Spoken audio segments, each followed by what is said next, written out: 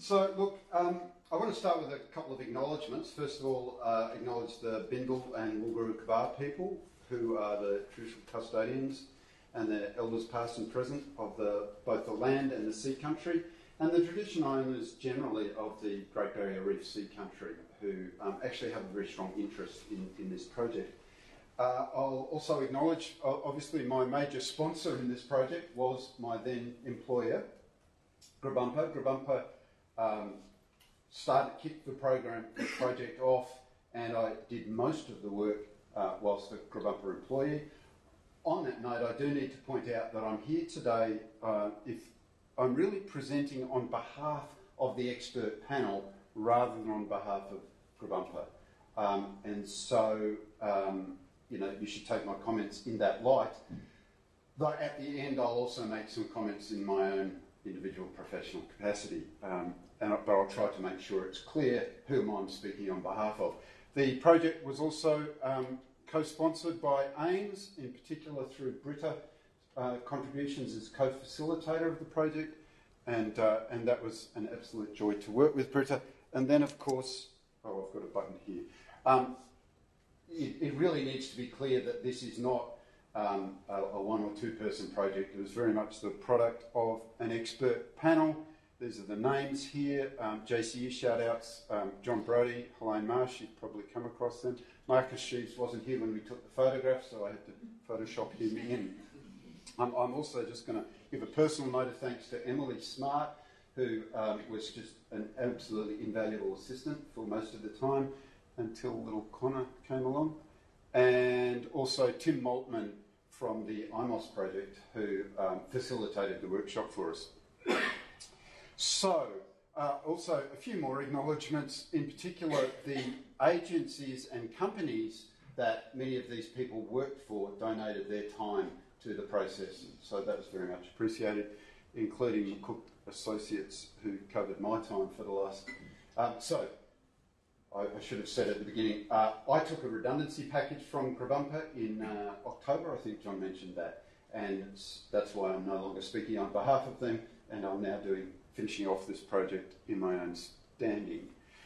Quick outline of what I want to talk about, a bit of background on the issue and why it's a concern, a bit about the process, the fact that we were aiming for synthesis, not for consensus, what I mean by that, a bit about the consultation that we did with stakeholders, and then the two main chunks of work in here, if you like, were about the effects of dredging and disposal on the physical and chemical environment, of which in Grabumpa Outlook Report strategic assessment speak are known as pressures, and then the effects of those pressures on the biodiversity. So that's the kind of fundamental structure.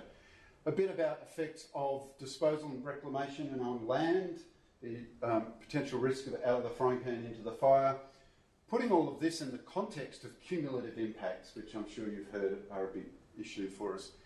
Where to from here? And then, as I mentioned, some of my own thoughts on where this is all going and some of the policy context at the end. So, right. And I'm just going to pull out a physical copy, I hope I remembered to bring. No, I didn't remember to bring. I'm sorry. So I need to just explain that at the time I finished work at Grabumpa, we'd submitted a final draft of this report, but there are a series of delays in publishing it, during which time the policy context or environment changed quite dramatically, in particular with the Queensland and national governments committing to a ban on disposal of capital dredge material in the marine park. Now that changed in particular the context for one of the analyses we'd done, and we realised that with that analysis being potentially very out of date, there was a risk that the entire report would get sidelined. So we felt the need in March to update the report, and I took that on principally myself as a contract to Grabumpa. But there was a very great concern by myself and Britta in the panel, by Grabumpa, people at Grabumpa, and in fact by the Minister himself, the Commonwealth Minister, that not be seen as interfering, softening or changing the messages and so on. So what we did, and I'm sorry I don't have a physical copy to show you, but in the report, the bits that we updated are shown with a blue highlight to the text. So there's a complete transparency about what was changed and what wasn't changed. And I can assure you it wasn't because of political interference. It was because, in fact, the policy context is changing very rapidly here. We can come back to that at the end. So I'll highlight a couple of those updated bits during the talk. So the background, the Great Barrier Reef is a national treasure, it's a global icon, it's a World Heritage Area, but as we've seen in various reports, the strategic assessment, the Outlook report, and countless media coverage, it's in decline. And in particular, we need a greater understanding of cumulative impacts. And in particular, in all of the discussions that we've seen over the last 5 years, there was intense lack of consensus on the effects of dredging and offshore spoil disposal. And just to give you some illustrations of that, whilst the strategic assessment was making statements about what was well documented and so on, the case in the media and the public discourse was very much at odds with that, with a lot of quite adversarial kinds of perspectives. So we decided that there was a need to develop a scientific synthesis of the biophysical effects of dredging and spoil disposal on the Great Barrier Reef. Interestingly, the idea kind of occurred simultaneously to myself, a couple of other people at Grabumper, and to people at AIMS, and so we decided to do this. But in order to do that, and we wanted to found it in scientific evidence rather than claims and counterclaims and so on. So we set about pulling together, in order to do that in a way that wasn't just going to go on feeding the fires of controversy, we decided to use a panel approach so that we could have a broad range of views represented, and I'll talk more about that in a moment. But we also wanted to have engagement and input from a broad range of stakeholders from the get-go, from the very beginning of the process. So we did that by engaging, sending letters, emails, and constant email updates to the full range of stakeholders, and we invited input from them on what were the key issues that we needed to address, what expertise did they think should be on the panel, and how did they want to hear about the outcomes. And the idea of doing this is that people are aware of the process from the beginning, and so they have a stronger engagement and trust in the outcomes. So this is the panel. I showed you their photographs before, but this is how they were basically invited. So we basically set out the range of expertise that we felt we needed to have on the panel, set out some selection criteria, some limits in particular that we wanted. We aimed for a panel of 15, we ended up with a panel of 19, but no more. And these are the people that they were associated with.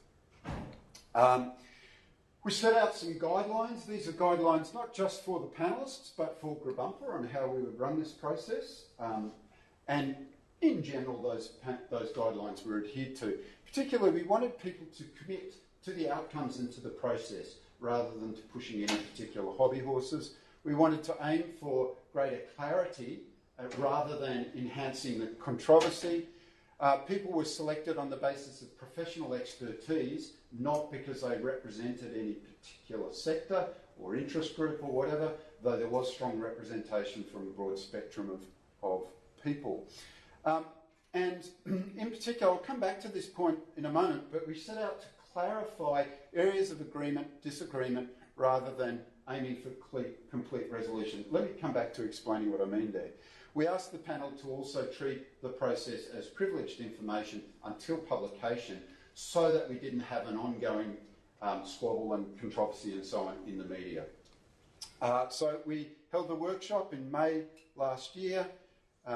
Running that workshop was made more lively by the fact that my hard drive crashed on the last day, which just made it a little bit more interesting. And then we set about producing the synthesis statement, which was finally published in March.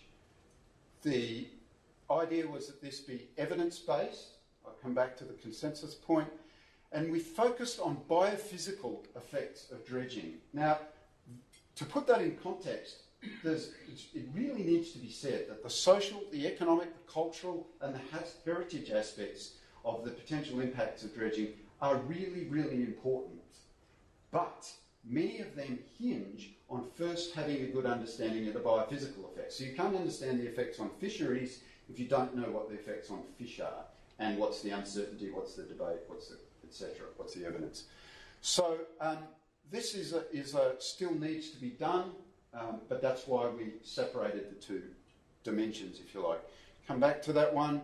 And the idea is that we now have an improved understanding of the risks and the effects associated with dredging, which provide a much stronger foundation for the development of policy, of best practice guidelines and assessment procedures. And so one of the things I'm hoping you'll take away from this presentation is not just the headlines, dredging is X on a scale of 1 to 10 and how big a problem it is, but the framework and the structure that we've tried to provide for ongoing management of the issue.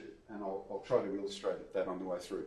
So a couple of times I've mentioned that we're not aiming for consensus and how we're trying to do that. One of the problems with consensus, and if any of you have worked on things like the OPCC, you'll be aware of this. Consensus has a strict definition, and it means that everybody in the room has to agree before you move on, before you write something down or have a conclusion.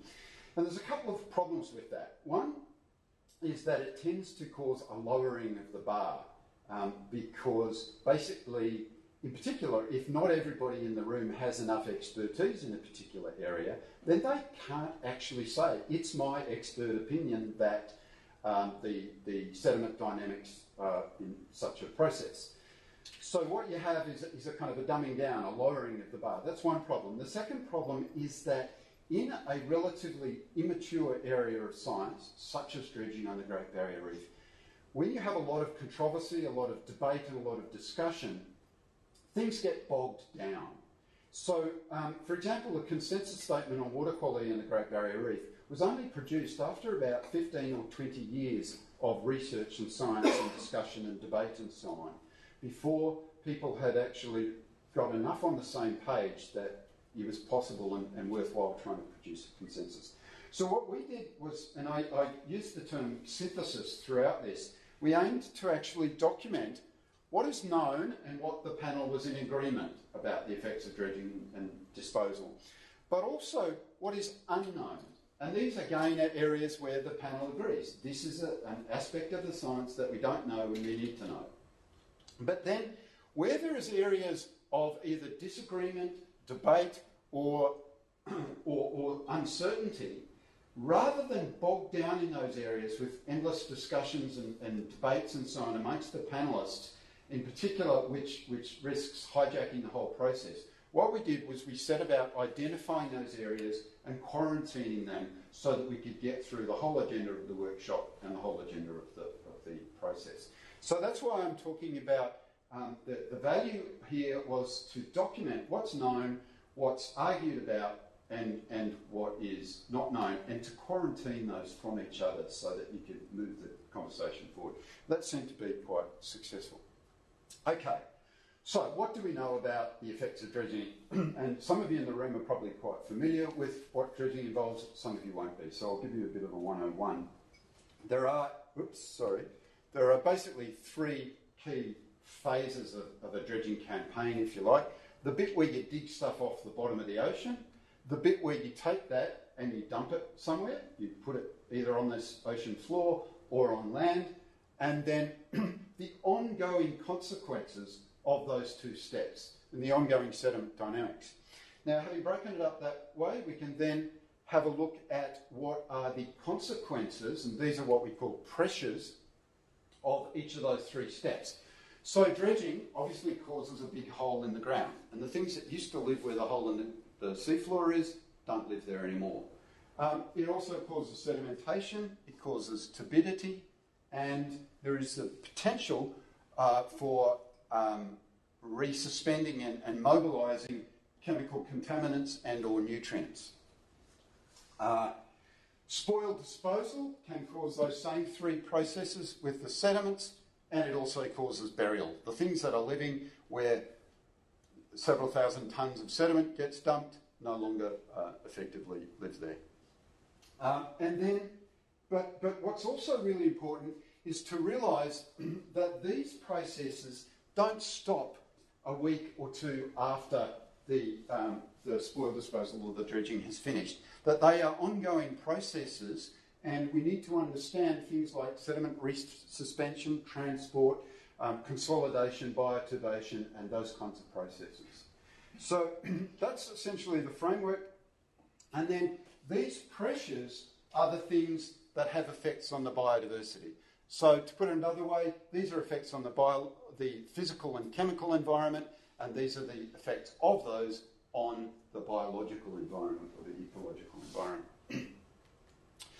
So, to try and summarise as quickly as I can, I'll just take you back. These two impacts are pretty severe. If you get buried or if you get dug up, you're probably almost certainly dead. But the footprint of these two things is actually very small. It's some 0.00 something% of the area of the Great Barrier Reef Marine Park is actually exposed to dredging directly or to spoil disposal.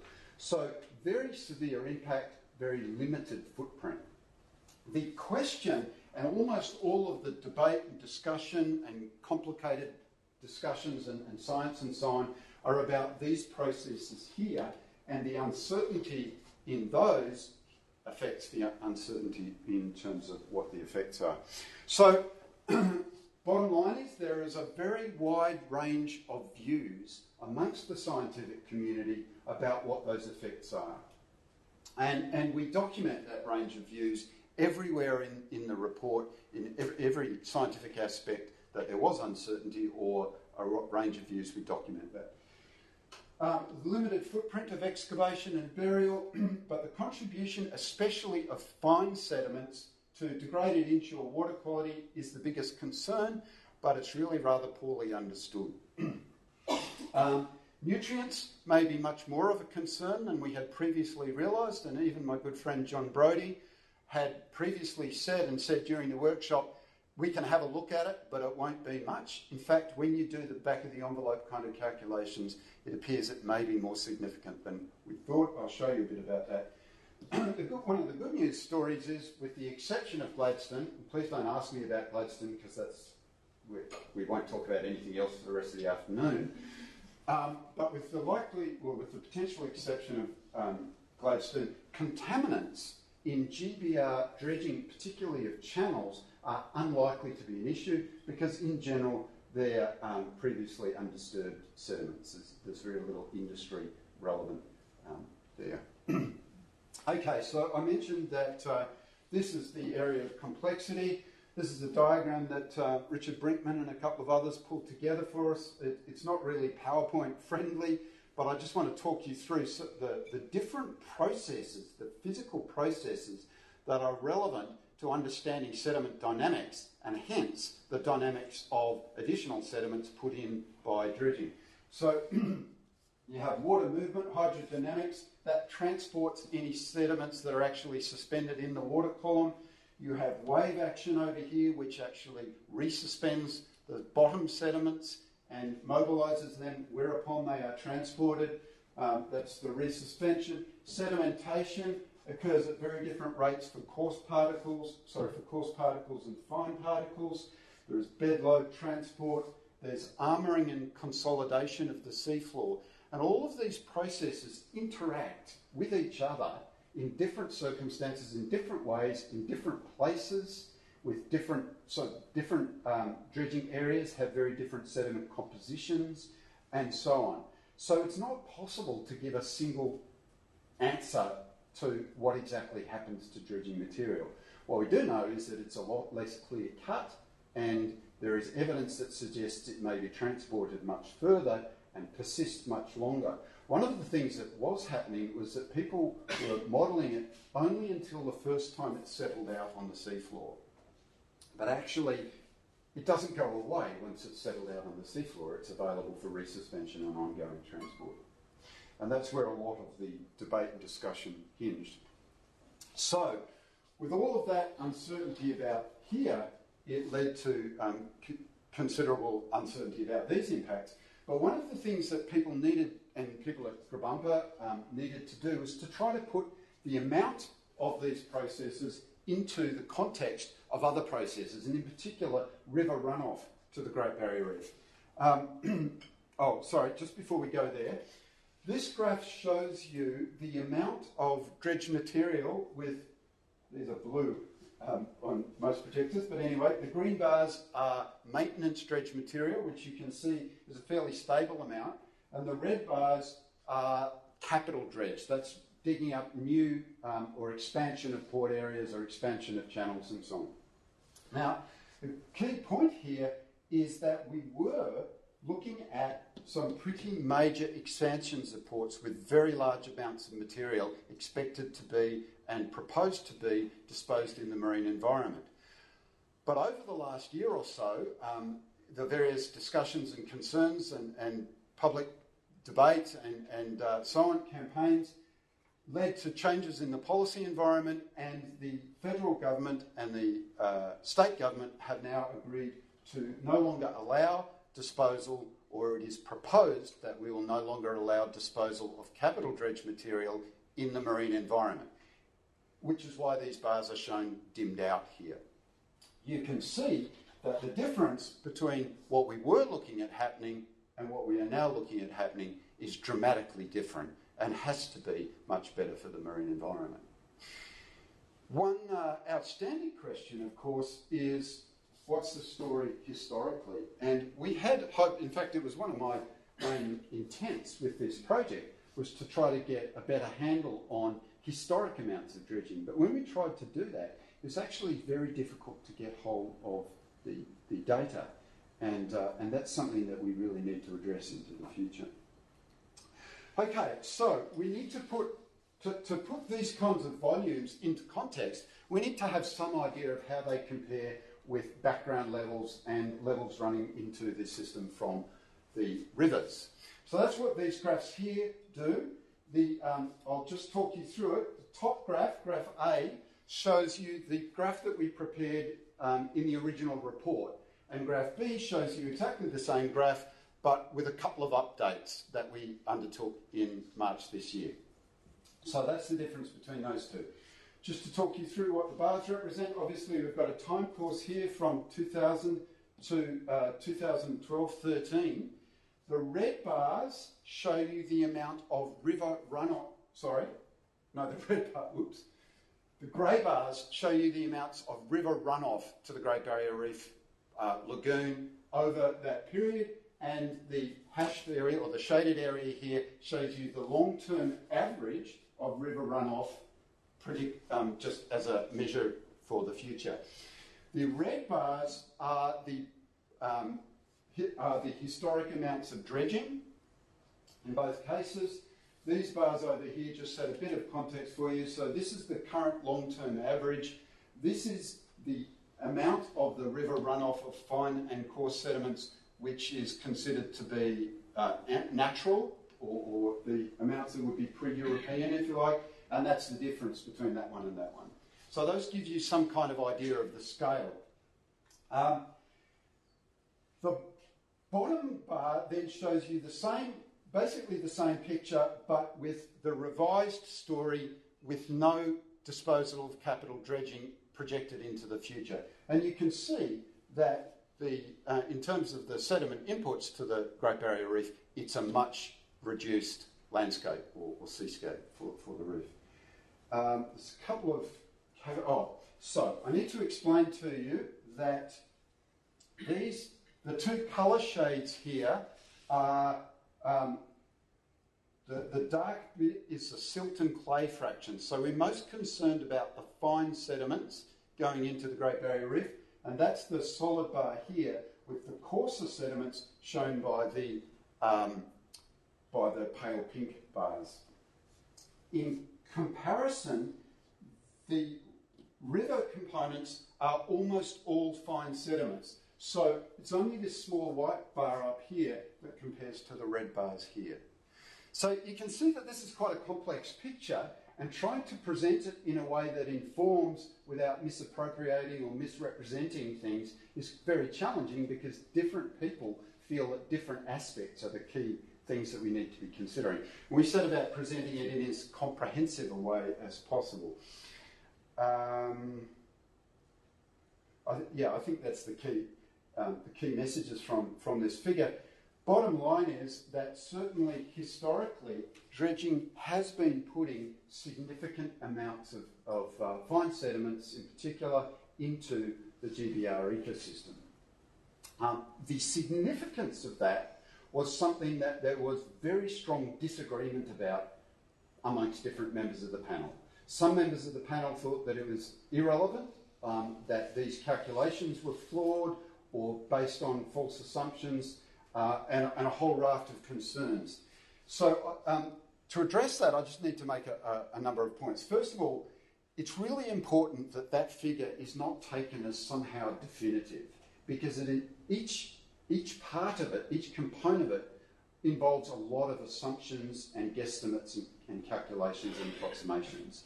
So we are only trying to do this to provide a broader context for the amount of fine sediments potentially released by dredging. We're not saying it's 25% or 10% or 5%. We're saying you can see it on the same graph, okay? To illustrate that the amount of fine sediments changes dramatically, and that's a really important point. If you say dredging is X% of river runoff, which year do you mean? And if you're doing an average, which years are you averaging? If you compare it to river runoff, you compare it to an average here, you can imagine which years you include in generating your average cause big differences in what your estimates of the river runoff is. But we can be confident that human activity is altering the fine sediment availability. And the other point to make about this is we're not choosing between river runoff or dredging-related sediments, we're adding them. And that's a really important part of the context. So there's enormous variability in these. There's variability in guesstimates of the rivers, which years you should average. Even amongst the estimates of the dredging, a key aspect is how much of the material that's disposed when a dredge disposes of the sediment, how much of it actually sits there in a lump, basically buried for conceivable timescales for decades or centuries, and how much of it is actually remobilised and contributes either in the short term or on an ongoing basis to the turbidity of the Great Barrier Reef. And unfortunately, that's a key factor that we don't actually have good information on. The estimates of river runoff are made in tonnes, the estimates of dredge volumes are made in cubic metres, and you have to convert between the two. And that in itself sounds like a basic, it's just density, right? It should be a simple arithmetic calculation. In fact, it's much more complicated than that, and I'll convince you that at the end if you like. And then, of course, the final point is these projected amounts are only as good as the policy implementation to ensure that they take place. So this is a better place to be as long as that is actually what is implemented in terms of the policy and the proposals by the... sorry, I've hit the wrong direction. Okay, I mentioned that nutrients turned out to be a bit of a sleeper issue. In the original analysis, we compared the amount of total nitrogen coming out of the rivers and the anthropogenic or the current load, and you can see that they're potentially comparable volumes. With the reduction in capital, and the same here for phosphorus dredging total and the anthropogenic component.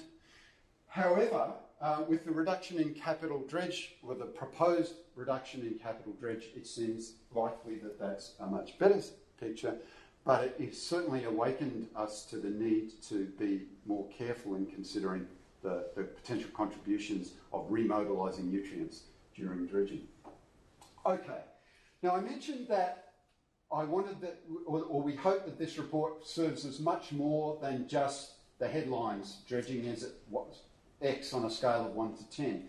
One of the things that we really, in fact, the main purpose of the report was to provide management agencies like Grabumpa with a better framework for assessing the impacts of particular or specific proposals, rather than a generic answer about all dredging on the Great Barrier Reef.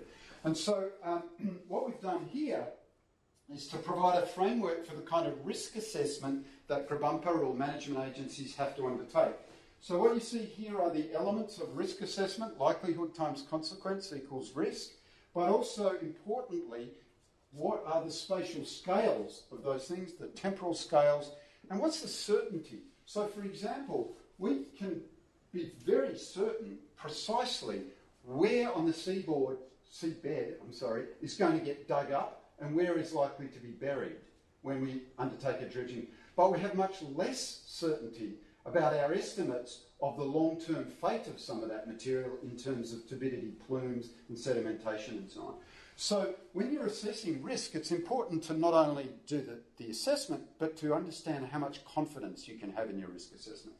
So those are the columns, and then we undertook those assessments for each of the major pressures created by dredging, both in the short term, or the immediate term, and the medium to long term. We did that for capital and for maintenance dredging. So that provides a framework that managers can use to do a much more rigorous and sound kind of assessment process. Okay, moving on then, we then looked at the effects of, or the potential effects of those pressures, the changes in turbidity and sedimentation and so on, of the key habitats and biodiversity values of the inshore Great Barrier Reef. And I'll talk you through a bit more information about that in a second. Actually, I'll talk you through each of those in a bit more detail, so we'll skip forward. So, what are the effects of all of these things on the biodiversity of the inshore Great Barrier Reef? Well, first and most obviously, it depends how much we need a much clearer understanding and much less uncertainty about the sedimentation and the long-term resuspension of dredge material before we can actually answer that. Excavation and burial are very serious, but within a very small area. Some habitats are not directly affected. So one of the concerns in the broader community is about dredging of coral reefs or dredging of the Great Barrier Reef. It's really important to understand that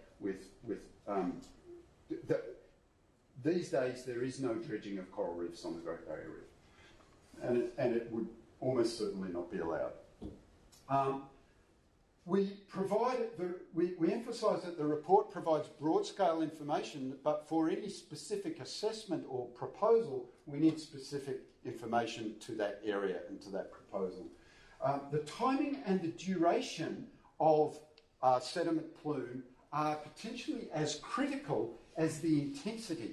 So when a sediment plume occurs in a seagrass seasonal, in annual seasons, is potentially just as important as how much the turbidity happens. If, for example, we prolong the period of time during the year when seagrasses or corals can't photosynthesize very strongly and grow, then we risk having more impact for the same amount of sediment. There's also very disparate amounts of information. We know quite a lot about the inshore coral reefs of the Great Barrier Reef, the seagrass beds, but almost nothing about the various other seafloor habitats, and very little about how much of these effects flow on to things like megafauna.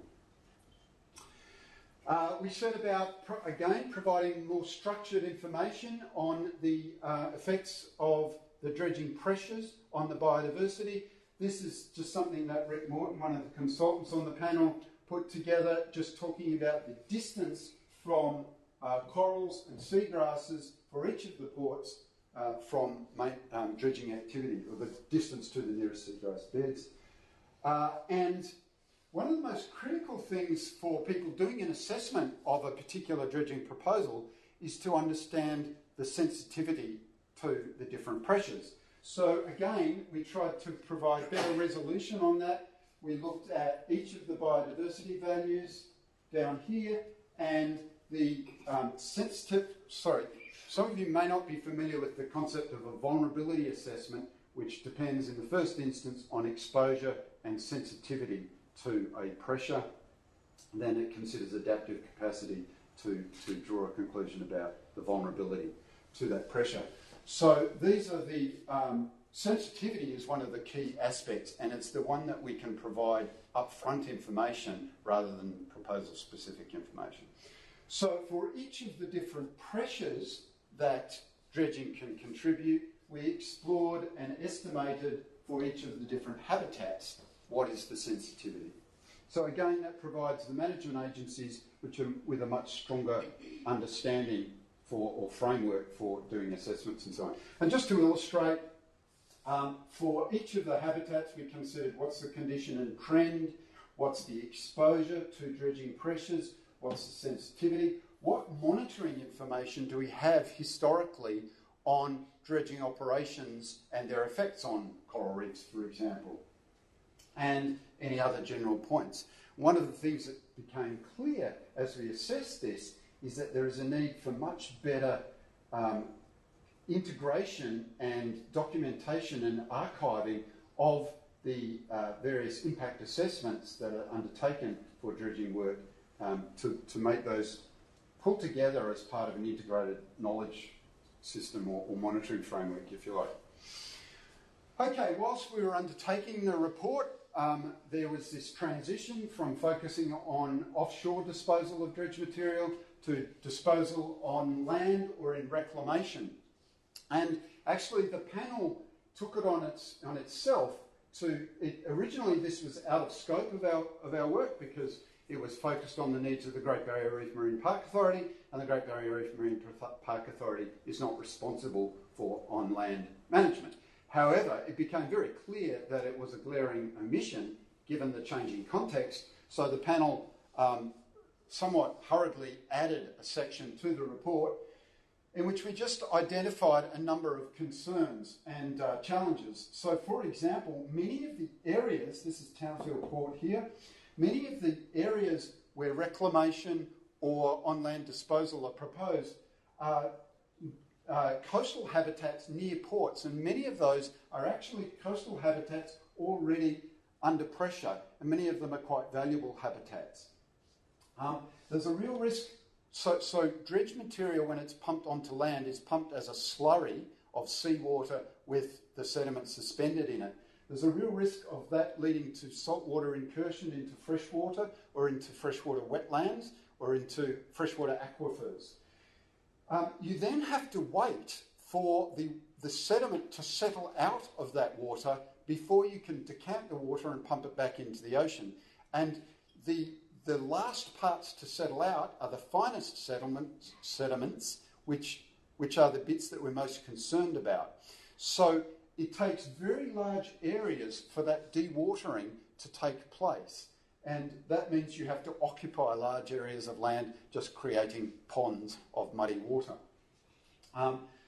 It's unlikely that this will ever be suitable for disposal of maintenance sediments. Maintenance sediments tend to be very fine, gluggy, muddy kinds of sediments, and they don't actually make good land.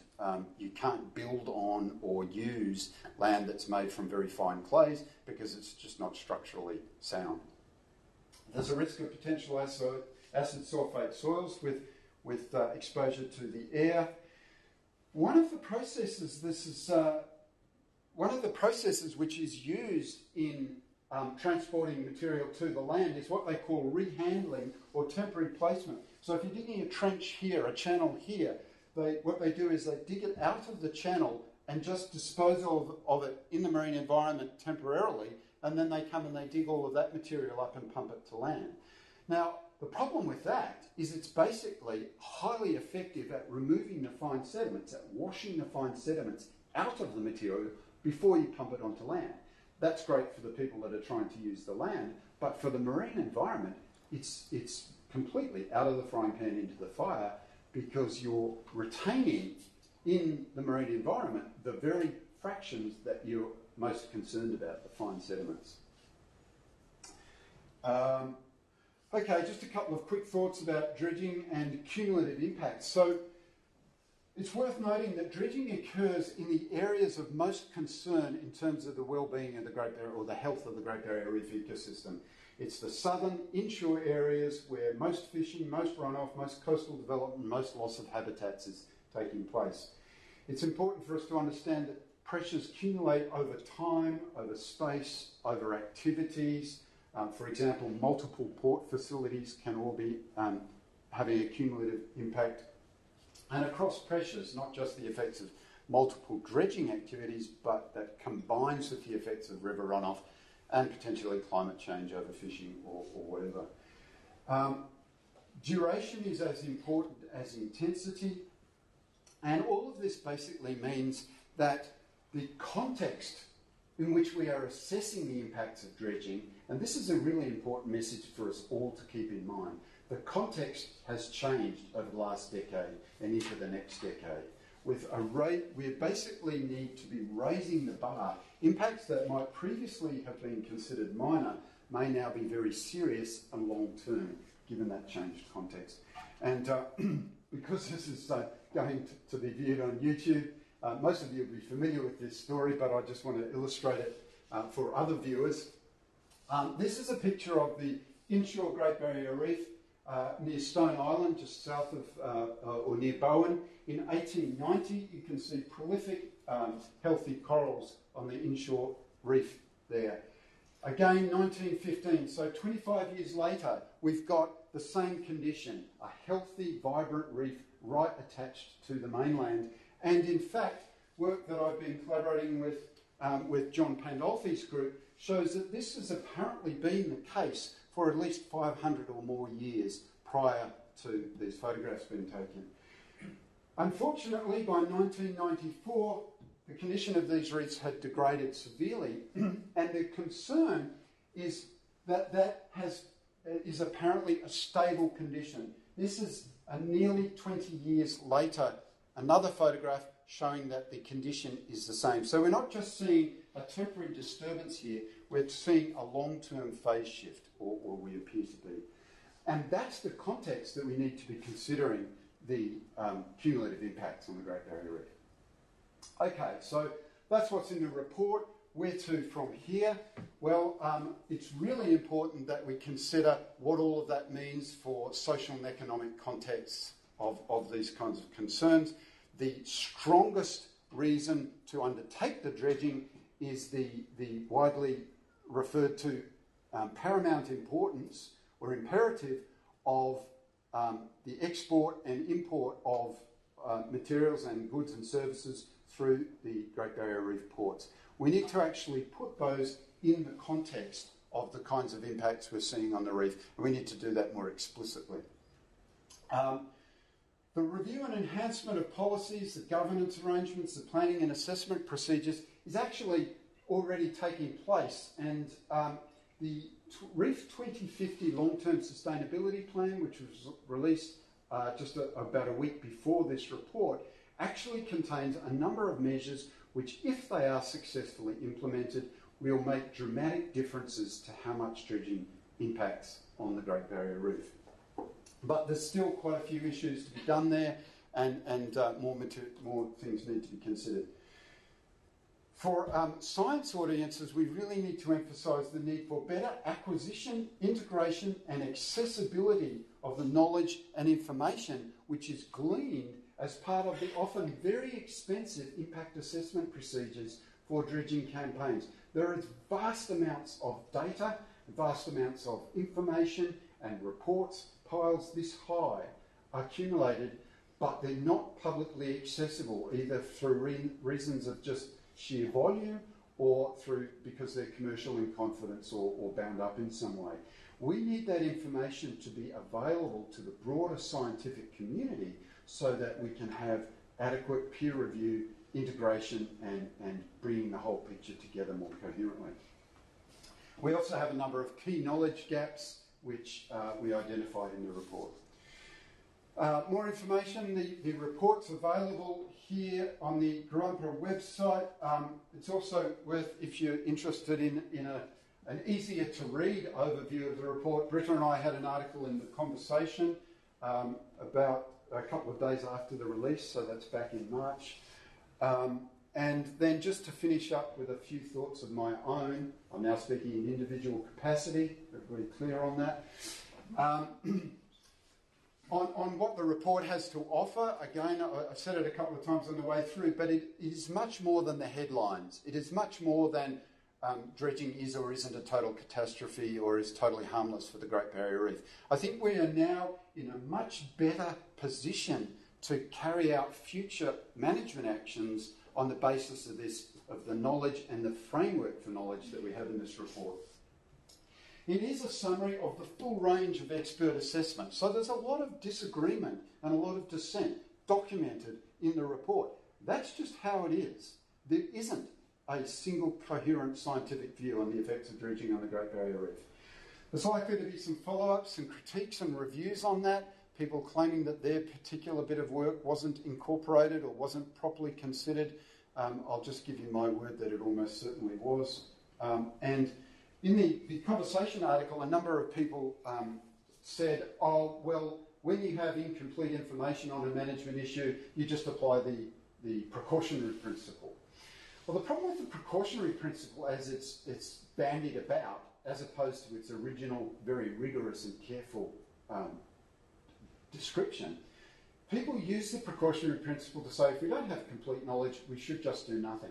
Unfortunately, that's not, well, for better or for worse, that's just not viable in the current political and economic climate. So what we feel that our report does is it puts us in a better position to understand the uncertainty and where the risks inherent in that uncertainty are and where they aren't.